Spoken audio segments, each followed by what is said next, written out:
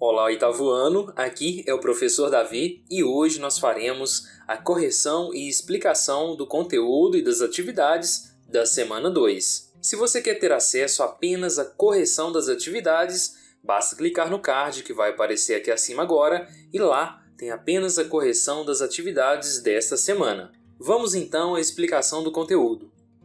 Esportes diferentes de nosso cotidiano. Vamos relembrar e conhecer alguns conceitos dentro da educação física escolar, conhecendo de outros esportes que podem e devem ser incorporados às nossas aulas, levando em consideração as limitações de nossos espaços e materialidade. A educação física é um componente curricular que tematiza as práticas corporais em suas diversas formas de codificação e significação social, entendidas como manifestações das possibilidades expressivas dos sujeitos, produzidas por diversos grupos sociais no decorrer da história. Essas informações foram colocadas na BNCC, que é a Base Nacional Comum Curricular, que é um documento normativo para as redes de ensino e suas instituições públicas e privadas. É um documento de referência obrigatório para a elaboração dos currículos escolares e propostas pedagógicas para o ensino infantil, ensino fundamental, ensino médio de todo o nosso país. E assim, a educação física é um componente curricular, ela compõe o currículo básico dos estudantes de nosso país. Ela está inserida no conjunto de habilidades, informações e processos que o aluno deve desenvolver durante a sua vida escolar. A educação física tematiza práticas corporais. Quando se fala em práticas corporais, devemos entender todos os movimentos corporais, aplicados no cotidiano, durante a realização de uma brincadeira ou então na realização da prática esportiva. E a educação física vai muito além de somente movimentos corporais, de práticas corporais. Ela está inserida e codificada em todo um significado social, em todo um contexto. A educação física oferece uma série de possibilidades para enriquecer a experiência das crianças, jovens e adultos da educação básica, permitindo um acesso vasto ao universo de culturas e de possibilidades através das brincadeiras, dos esportes, dentre outras vivências mais. Na sequência, vem trazendo algumas informações sobre o tema principal dessa semana, que é esportes. E esportes reúne tanto as manifestações mais formais desta prática quanto as derivadas. Podemos entender aqui como manifestações formais a realização em si do esporte e suas práticas derivadas, todo o contexto que envolve o esporte em si. O esporte está inserido na mídia e, por estar inserido na mídia, é uma das práticas corporais, obviamente, é uma das práticas mais conhecidas da contemporaneidade. Caracteriza-se por ser orientado pela comparação de um determinado desempenho entre os indivíduos ou grupos, regido por um conjunto de regras formais e institucionalizadas por organizações, como associações, federações e confederações esportivas, as quais definem normas de disputas e provém o desenvolvimento das modalidades em todos os níveis de competição. Informações essas também retiradas da BNCC. Aqui neste parágrafo foi apresentado a definição de esporte e a amplitude que este termo e que essa prática corporal tem. Esporte, então, repetindo, pode ser definido como uma prática corporal que é regida por um conjunto de regras institucionalizadas por organizações, como as associações, federações e confederações esportivas. Um exemplo é o futebol e a FIFA, que é a Federação Internacional de Futebol. E essas federações e organizações definem as regras de como se desenvolve o esporte. Ok, pessoal? A ideia desta semana é apresentar o conteúdo esporte e as diversas possibilidades inerentes ao esporte. Quando trabalhamos a educação física escolar, geralmente o aluno tem acesso a um conjunto, talvez um pouco restrito, de esportes, que é o futebol, ou o futsal, sua variação para a quadra, o handebol, o basquete e o vôlei. Só que existem inúmeras possibilidades que podem ser realizadas durante as aulas de educação física. E é esta a ideia, a proposta de reflexão deste conteúdo da semana, ok? Atividades. Atividade 1. O esporte está em foco nos dias atuais. Isso acarreta uma vivência enorme por meio da população. Quase todo mundo pratica ou pelo menos tem vontade de apreciar o fenômeno esportivo de diferentes formas, seja pela mídia, pelas representações socioculturais ou praticando-o. Temos uma gama enorme de esportes existentes no mundo e muitas vezes em nossas aulas, nos limitamos a alguns esportes como futsal, voleibol, handebol e basquete. Muitas vezes, na educação física escolar, a vivência de apenas uma pequena gama de esportes pode limitar a participação de muitos alunos. Será que todos os alunos gostam de futebol, handebol, vôlei e talvez basquete? Então fica aqui uma reflexão. Talvez a utilização de outros esportes ou modalidades esportivas nas aulas favoreça a participação de outros alunos, possibilitando assim o seu desenvolvimento.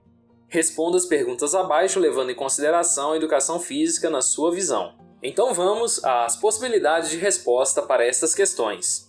Após a leitura da parte inicial, vamos à letra A. Quais os 4 esportes geralmente praticados na educação física na escola? E aí, como resposta, eu coloquei que os esportes mais praticados nas aulas de educação física são o futsal, voleibol, handebol e basquetebol. Esta questão pede uma resposta pessoal com base na sua vivência. Este aqui é apenas um modelo para servir de base para vocês construírem a resposta de vocês, ok? Vamos à letra B então.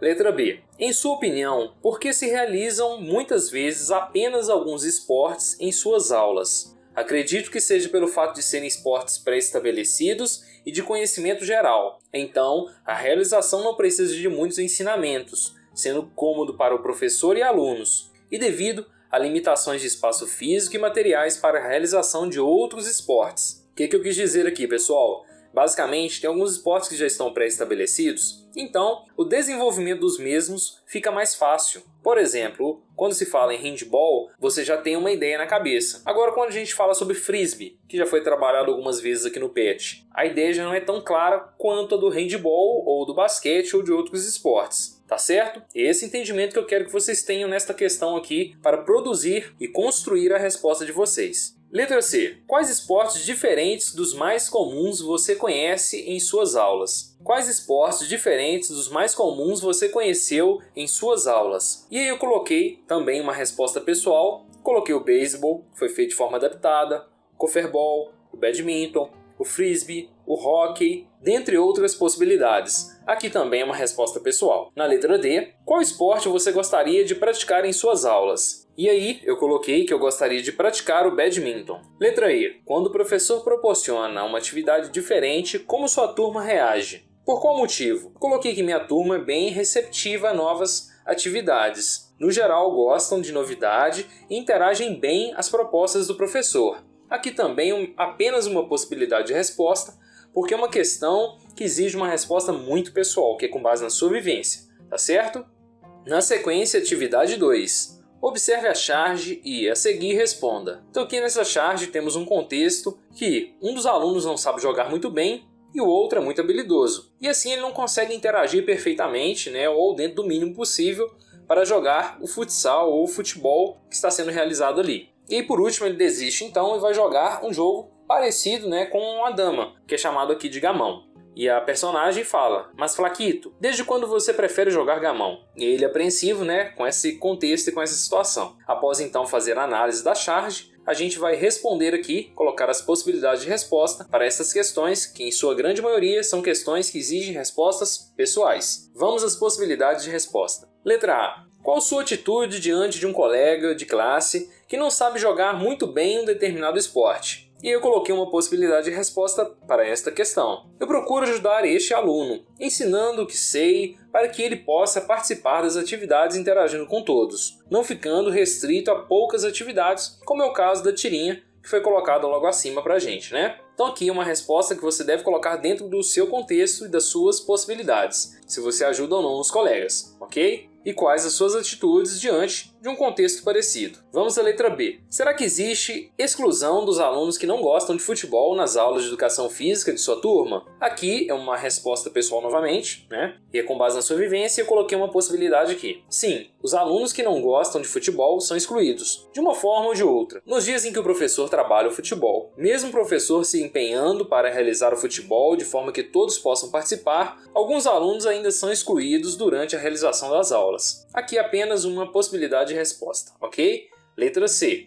Qual seria a alternativa para que todos os colegas de sala realizem juntos as atividades nas aulas de educação física, mesmo mesmo não possuindo as mesmas habilidades. E aí, como resposta, eu coloquei o seguinte: a melhor forma é a adaptação das atividades e até mesmo os esportes, eliminando algumas regras, deixando de fácil entendimento e realização, e sem muitas cobranças dos gestos técnicos, no caso, os fundamentos, que são os movimentos básicos para realizar o esporte. Talvez esta possibilidade aqui, de intervenção, funcione para possibilitar a maior participação dos alunos. Fica então este exemplo de resposta para vocês. Letra D. Caso seu professor realize as práticas de outras modalidades esportivas em suas aulas, qual seria o seu comportamento? Explique o motivo. Eu acharia bem interessante. Educação física é tão diversa que penso que podemos praticar diversos esportes, mesmo de forma adaptada. Gostaria demais de realizar outros esportes nas aulas de educação física. Fica então este exemplo de resposta para a letra D. Vamos à próxima atividade agora, pessoal. A próxima atividade é a atividade 3, que fala sobre o Tap-and-Ball, traz esse texto inicial com a explicação de como se joga o Tap-and-Ball. Tap-and-Ball é um esporte desenvolvido e criado pelo professor de Educação Física Marco Aurélio Cândido Rocha. Esse esporte foi criado em 27 de julho de 2007 na cidade de Caeté, Minas Gerais. O Tap-and-Ball é muito similar ao handball e ao voleibol, isso segundo o meu ponto de vista, obviamente. Nele você tem os dois goleiros e participantes jogando em linha, e você deve dar tapas com a mão aberta na bola, não podendo retê-la na mão, ou seja, segurar a bola. Você pode, como jogador, dar até 2 tapas consecutivos, objetivando, juntamente com a sua equipe, marcar gols. É mais ou menos como é apresentado aí no vídeo, ok? Esse jogo se realiza em 2 tempos de 12 minutos, com 6 atletas por equipe. E agora vamos às atividades. Respondendo então às atividades do texto, você já ouviu falar do Tap-and-Ball? Será que este esporte poderia ser utilizado dentro das suas aulas? E eu coloquei que sim, no meu caso já ouvi falar do Tap-and-Ball, e acredito que este esporte poderia ser utilizado nas aulas de educação física. Aqui uma resposta pessoal também, ok? Com qual esporte o Tap-and-Ball se parece em sua opinião? E eu coloquei que eu acredito que ele pareça com o handball, na organização, e com o voleibol no contato com a bola, na questão de bater na bola com um tapa, com a mão aberta. Na sequência é questionado o seguinte: quais as características deste esporte o tornam importante para ser usado nas aulas de educação física em sua escola? As principais características que tornam este esporte importante para ser usado nas aulas de educação física é a forma de jogar, o contato com a bola, que é bem simples e fácil de realizar, e a composição das equipes, que é mista, proporcionando a participação ampla dos alunos. Ok? Fica este exemplo de resposta para esta questão. A próxima pergunta é: pesquise algumas regras do Tap-and-Ball. Comente a regra que achou mais interessante. E aí, como resposta, eu coloquei: a regra mais interessante é a forma de golpear a bola e a possibilidade de até 2 toques pelo jogador. O Tap-and-Ball é conhecido também como um jogo de todos. Explique, em sua opinião, o porquê dessa frase. Como resposta, eu coloquei o seguinte: o Tap-and-Ball é conhecido como um jogo de todos, pois a forma de jogar e a composição das equipes permite uma ampla participação das pessoas, justificando assim o termo um jogo de todos. Ok, pessoal? Na sequência é sugerida a prática de uma atividade em que você deve, com a mão espalmada, a mão aberta, voltada para cima, tentar acertar a bola dentro de um balde de forma direta assim que ela quique no chão. Então, para essa atividade prática, você vai precisar de um balde e de uma bola, e aí você deve tentar acertar ela de forma direta no balde. Depois, ela tem que quicar no chão antes de cair dentro do balde. E por último, você deve deixar ela bater no chão e dar um tapa na bola, fazendo com que ela caia dentro do balde, sem quicar no solo e posteriormente quicando no chão. Uma atividade bem simples, tá certo? Após realizar a prática, diga quais as dificuldades e seus sentimentos em realizar este desafio. Respondendo essa atividade final, eu coloquei que gostei muito de realizar a atividade e achei bem fácil a realização da mesma. Aqui eu coloquei de forma bem direta, tá certo? E é isso aí, turma. Com isso nós concluímos a semana 2 dos 8º anos. Quaisquer dúvidas deixem no campo de comentário, se inscrevam no canal para dar aquela força pra gente e um forte abraço!